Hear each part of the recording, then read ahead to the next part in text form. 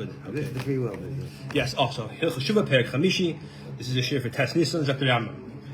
Halacha Aleph. Every person is given permission. If he wants to turn himself to the good path, he has tzaddik or rishus yadin, be a tzaddik. He has rishus to do that. Full autonomy. If he wants to turn himself to the negative path, he can do that too. Whichever one he prefers, whichever one he wants. The person has free choice. Why does the Rambam bring him free choice? The whole Torah mitzvah is not negated. They don't have free choice.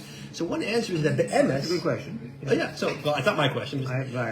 So one answer is that you could really, let's say you don't. If it's a mitzvah to raise your right hand every day at 3:00, so you have to first know. Maybe there's no struggle. There's no in terms of you have there's no a difficulty in terms of fulfilling it. It's automatic almost, but you still have to know what the mitzvahs are. So even if there's no free choice, the concept of mitzvahs still have validity. You have to be informed as to what you're going to do. It's not when it comes to tshuva, when you do one thing, then you regret it, you choose something different. That's where it really kicks in. Okay, there's other answers. That's the basic tenets. You can more extensive about that if you want. Okay. Yeah. Fine. Who's your custom? That's what it says. Hein ha'adam ha'yaka menu. That's what it says when after Adam eats from the chet, it's a das, the tree of knowledge, right? And he eats the das. So Hashem says Adam is like one unique, like we're unique. He'll be unique like us in a different way. What's his uniqueness? The das tevra, he knows good and evil, and even though knowing good and evil doesn't mean choosing, but the understanding of the pasuk is that he actually knows and has the awareness of choosing. Yeah.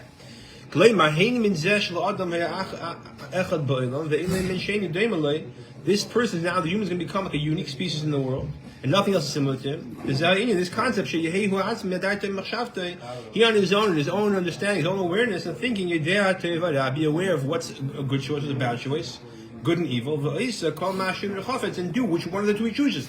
Until then, Adam Rishon wasn't dumb. He knew the concept of good and evil, but it was like, it wasn't a struggle. And it may not have been evil at that point. Oh, so it didn't exist in the world. But what's the struggle? It's not a struggle for you to not eat a cheeseburger on Yom Kippur.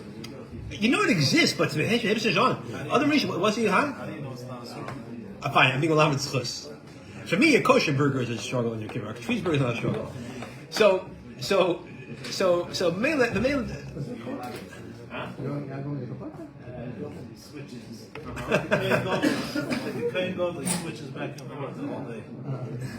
Yeah. No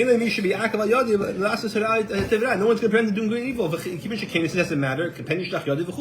And it continues and it says, "May lest he eat and live forever." And we don't want that. And why talking not? So the question of the pasuk explain over there. Chassidus explains for reasons, but that would be because then the Ra and Adam Rishon would have no beer. I believe explains Chassidus. Now that evil exists in the human, death is one of the ways that Ra gets elevated, gets what's the word? That the Ra gets purified, the Ra gets corrected. By dying. Yeah, right. That's part of it. So if you live forever, the Ra would never have a full beater. But the other reasons, you bring some of the first over here. I just look at the pasuk. I didn't look it up. All right, base.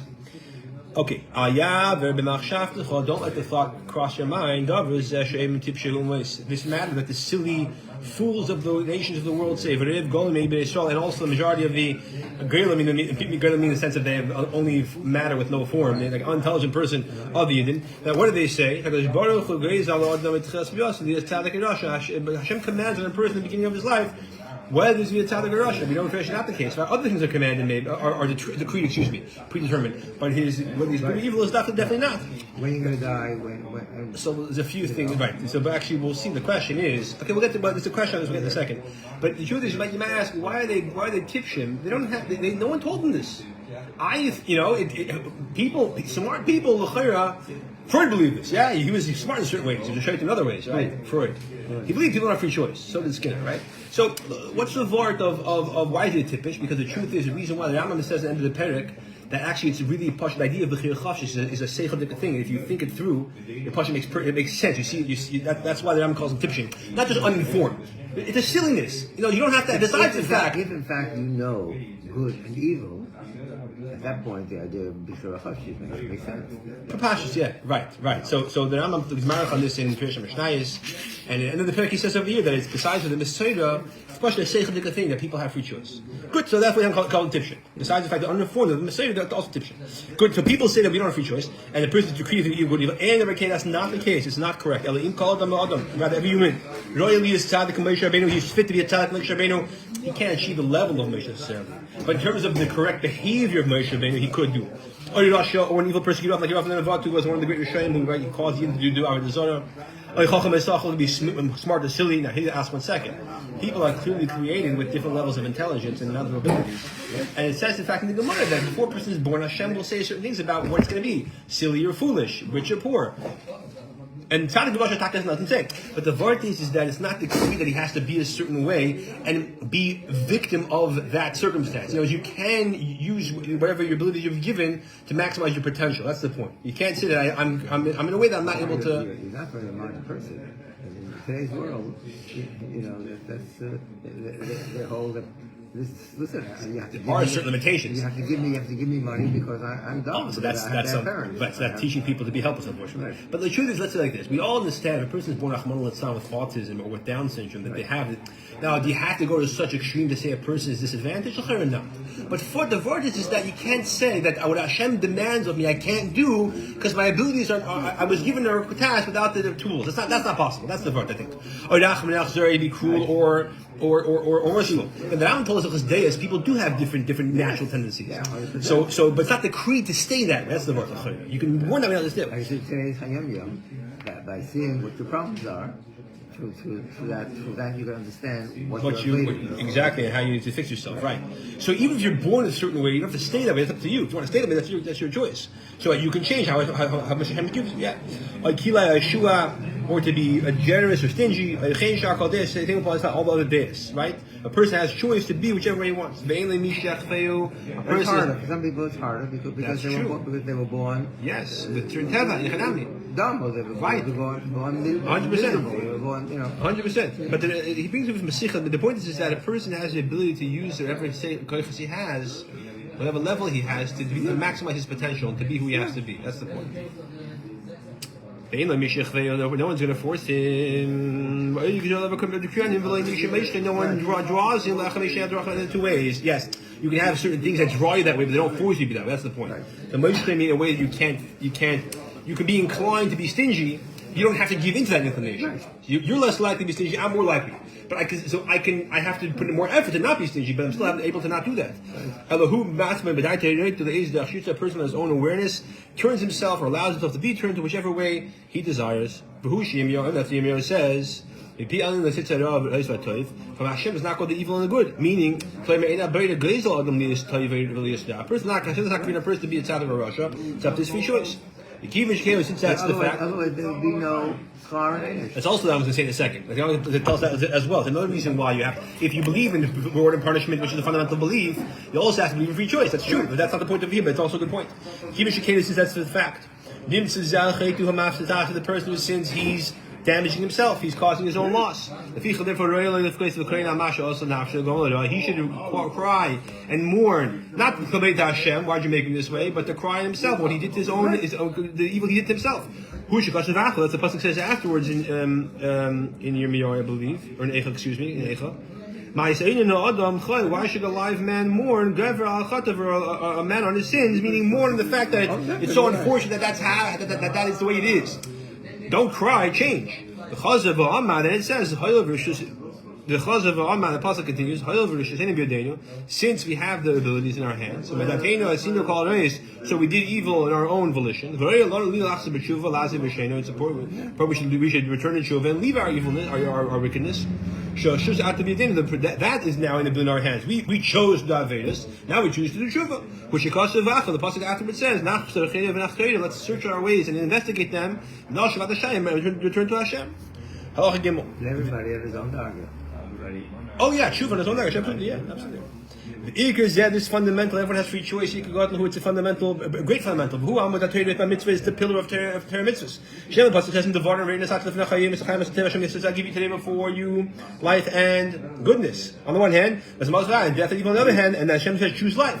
Because it says, again, Hashem says, behold, I place before you today, blessing or curse, blessing and curse, claiming to say, I'm placing before you the choice before you to choose whichever one you want to bring upon yourself. Whatever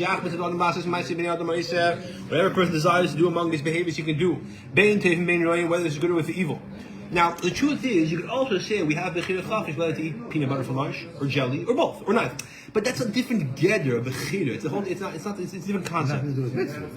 Right, yeah. Okay, so unless it's coffee, not the right. So the point is that the true bechira chafish in Torah is dafkin of ra and toiv. I want to be a doctor versus a lawyer. That's also not bechira. So it is a bechira. Chashish means that they're two equal things. Oh, chashish, hold on. Yeah. So you're gonna pick death over life? What's the question? So in other words, when it comes to non-Torah mitzvahs things, whatever you're going to choose to be the doctor versus the lawyer, let's say whatever it is you're going to do, yeah. But this is all things are influenced by. At least a certain influence that is gonna whatever makes more sense to you based on your experiences and what that's what you're gonna choose. Torah mitzvahs, you have ultimately full bechira to choose with regardless of your Torah influences. That's the part. Yeah, that's the right. I think that's the main part. Because it says who would give if only, but I wouldn't give, yeah. That their heart should be. Hashem says to Moshe to fear me, right? When the Yidden told Hashem. They want to see Hashem. They want to. When they told Moshe Rabbeinu he should stand between Hashem and them because they were dying from the Asar Dibris, right? So Hashem said to them, "Halavai would have this fear on me the whole life." Moshe Rabbeinu wasn't disappointed. He thought they didn't want it from Hashem himself. Hashem said, "No, it's certain like a fear." Initially, Taka did want it to. They wanted to initially, yeah, and then. Right, because until the beginning, he didn't want to hit Hashem himself. So Hashem told him to purify himself for 3 days. Then they realized they couldn't handle it. So Hashem saying it's a good, both were good. Claiming to say Hashem does not compel a person. It doesn't decree on to do evil or good. Their heart is given over to them to do as they choose. Now, it says that I'm continue this concept. If Hashem had decreed on a person whether he's going to be tzaddik or rasha, and you couldn't choose which one he wants. Or if there was something that would draw a person from the nature of his birth, that's one of the paths that even the Ram told us, mind you, in Hilchos Teshuva, that a person is predesigned to be a certain way, but again, the point is that he's not forced to remain that way. Yeah. Or the midah man, so from one particular way of thinking, particular perspective. Yeah.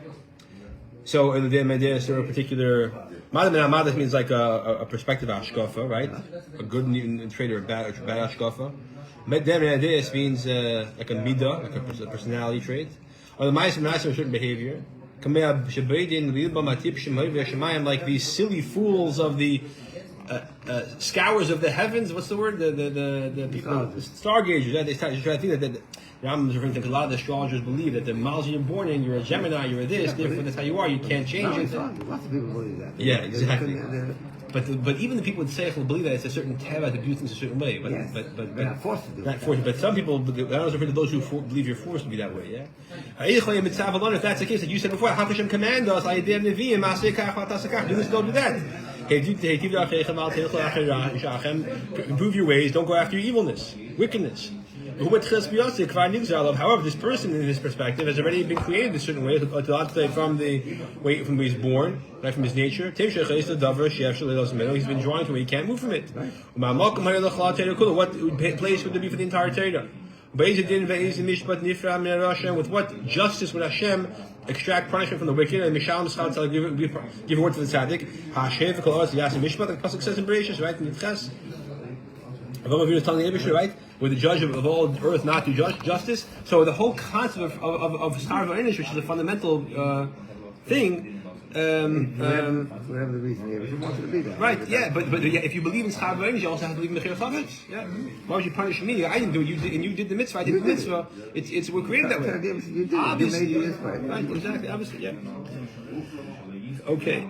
The Gandam is married in Akdama to Misachas Avos that people do have certain natures, but they're not forced to be that way. Back then, yeah. Yeah. The Rebbe said, the Rebbe spoke about that. Yeah, I think of course, a sikh over here also in Chelik Lamed. Excuse me. So we said if someone has a tendency to be a homosexual. Yeah. The Rebbe spoke about it. But the ability to change behavior, or also his tendency. He said, yes, it's true. There are people that were born with more of an attitude towards homosexuality. Right. But that doesn't mean that they're supposed to get started. I mean, doesn't mean they have to follow through with it. Right. So that sikh Rebbe speaks that they can change their behavior, they can also change their tendency. Behavior for sure, obviously. Behavior. Yeah. I don't know their tendency. Okay, interesting. Yeah. If you're able to change your midos, if you're able to, but that's not the Different than Midah, but yeah. Okay, but that's tough. I mean, that's something that's a target. That's not everyone is holding that target. You know? Right. Yeah. Don't try to be Titma is Nibachacham, I guess. Like try to say something really out there. Lashon have like a pella, wondrous to me, right? And say, like, how could you say a person does whatever he desires and all his deeds are given over to him to choose good or evil? Can anything happen without Hashem's desire, but Hashem's interest? Because the pasuk says, what Hashem desires, that's what happens. Which is heaven and earth. So in other words, if Hashem does not want me to be chazer, how is it possible I can be chazer? It's obviously Hashem wants me to do it. Because Hashem doesn't want me, and it happens anyways. How is it possible? You should be aware that everything happens to Hashem's will. Despite the fact that our deeds are given over into our choice, our dominion. How is that? Just like the Creator desires. The nature of Eish, they go up higher above. And we said before you say this, they're naturally they go up. As you said, but mine bar, it's in earth and water. You didn't want to go down. Vagala say the eagle and the Gagalim rotate. In other words, the whole universe works in the way Hashem designs it to work that way, and there's no free choice. Obviously, sun has no choice not to shine. Yeah. Everything else about the nature of the world. It happens according to the nature that Hashem. The conduct, the habit, the pattern Hashem desires it to be. Hashem wants the person to have free choice, and he should desire to do what he wants. He should not have anything compelling before him. He, on his own awareness, and on his own volition, should do whatever he does without Hashem giving permission. But he should be able to do. He does whatever he wants in his own awareness and volition. Where does he get his own choice from power to choose? The Hashem gave him. So the person does whatever he does based on that. In other words, so simply speaking, what's the Rambam saying? That Hashem wants you to be able to choose something which He doesn't want you to do. Hashem gives you the ability to make the choice. What I don't want it to happen. That's what He wants. He wants to not have influence in this way. In other words, if you think Rambam simply, what he's saying is that the Eibishter makes everything in the universe happen the way it wants. One area Hashem took His hands off and says, "You do what you want. I'm giving you." And Pashup Pshat L'Rambam is this. Pashup Pshat L'Rambam is Hashem says, everything that happens, Hashem makes it happen. There's one thing I'm giving you to do. You have kosher meat, you have treif meat. I don't want you to treif meat, and I'm giving you the ability to do something I don't want. That's what I'm saying. Now, that does seem to contradict Hashem's absolute dominion of every detail of the universe. So now that it ever says, didn't have a noise. It's something we can't understand in terms of the way the Eibishter runs. So in other words, the Eibishter wants the world to run a certain way, and every detail of it is because He controls it to be that way. And He wants you to have free choice to do what you do. And that is His desire. And the Rebbe adds in the Rambam that's together with consistency, the harmony with the fact that Hashem makes every detail of the universe happen according to His way. How do I choose it then? Okay, the Eibishter is nice. That's okay. The Chacham, therefore, done nice to the Fimaisa. We have it's legitimate to judge a person according to his actions. Where's the Sikha from? Again, Malchus doesn't say where it's from. Okay, whatever. So therefore, you must tell if he does good, you do good to him. You must if you do evil, then he's punished. The Pasuk Navi says, from your hand this happened to you. Like the word the chem is actually not the Pasuk over there, but very often the Rambam quotes Psukim similar to the Gemara also quotes Psukim based on content rather than exact lashon. Okay. That's Malachim in Yeshayahu, Gam Hema Baruchu B'Darchechem, they chose their ways. And therefore, choice is the person's free choice legitimizes the repercussion of the choice, good or bad, reward or punishment. Be happy, young person, in your youth, the gamer. And then the Pasuk says it continues and go in the way of your heart and in the way your eyes see. But no, all these things Hashem brings to justice, judgment. Be happy with your youth, meaning you have the right to choose whatever you want. But wherever you choose, you're going to have to explain. It's going to be that's so here the Rambam in Hilchos Teshuva explained that free choice does not contradict Hashem being the omnipotent, right? So omnipresent, omnipotent. Omnipotent, thank you. Omnipotent. Hashem is absolutely omnipotent. After you have the right to choose and say, Eibishter, I'm not interested in you today, I'm not putting on tefillin. Yeah, how's it shaykh? And that's what Eibishter wants. Exactly. Okay. Shema Toima. I'm not doing Rambam today. Finished. Shema Toima. Now, Nocha Hay is going to answer another question. Maybe you might ask, Hashem knows the future. Before it happens, right? You can ask, the person he knows this guy's gonna be Tzaddik or Rasha, or so he's gonna pick the right, Well, Tzaddik or Rasha in this action or in general, whichever way it is. So Tzaddik or Rasha. So one more time. So Yada Tzaddik or Rasha. Either you say Hashem knew he's going to be evil or righteous, or he didn't know. If he knew he's going to be righteous, because Hashem knows everything knows the future. Right. So you have to at that point, you can't be not a tzaddik, right. And he took away his free choice. Right. If you can say Hashem knew, Hashem did know. If you're going to say Hashem knew he's going to be a tzaddik, however, despite Hashem knew, he still retains free choice to not be a tzaddik anymore. So that Hashem's awareness is not 100%. So one of the two has to give. The question, you can't have 100% free choice and Hashem 100% accuracy on the future together at the same time. One of them can't be l'chayra. But you can. That's the kashi. If the Rambam deya, you should know. Before he said die, he says deya. I always bring the example of if you have a little child and they begin, a toddler, and they begin to stand up. They're crawling. Yeah. And all of a sudden they begin to stand up. So it's, at a certain age, you stand up. But they're going to fall. Yeah. That does not influence that child's fall. Right. But your knowledge is different than Hashem is not. It's not 100%. It's a little different. So the question is, if you know. Yeah. That's what I'm saying. But in this person's question, the level of awareness and prediction for the future we're talking about over here is absolute 100%. It's a whole different. Therefore, the question is a strong question. But let's see the text. If his answer, it's a good question. The answer is a long answer. This is the pasuk. It's wired in the sea. Yeah. Many great fundamentals, great hills and mountains of essentials are dependent upon it. However, even though the question is a good question, and I can't answer the whole thing right now, be certain of one thing, says Rambam. Everybody said in Perek Beis of laws of Yesod HaTorah. Hashem knows with a knowledge. Excuse me. Hashem does not know with a kind of knowledge that's similar to ours. That's external. That's a supplement to our essence. There's me and there's my knowledge, right? The person and their das are two different concepts. Hashem and his name and his das. We said Shemayim. We said him and his knowledge. Okay, here he says name. Fine. Hashem and his name and his das are one thing. Because we said the mitzvah of believing in one Hashem is that there's only one Hashem and not two. And that the one Hashem is non-compartmentalized, non-compository. Yeah, that's the right word? So that's non-composite. And therefore, Hashem is one, and therefore him and his das are one and indivisible. A person cannot understand this fully. A person can't understand Hashem completely, truthfully. Shemar says, a person cannot see me and live, or as the Mepharshim explained, a person can't see me, nor can the Chayas Malachim, even they can't understand Hashem. A person can't understand Hashem's knowledge. That's what the Navi says. Your thoughts are not like my thoughts, and your ways are not like my ways, says Hashem. The Kibbutz case, that's the case. We don't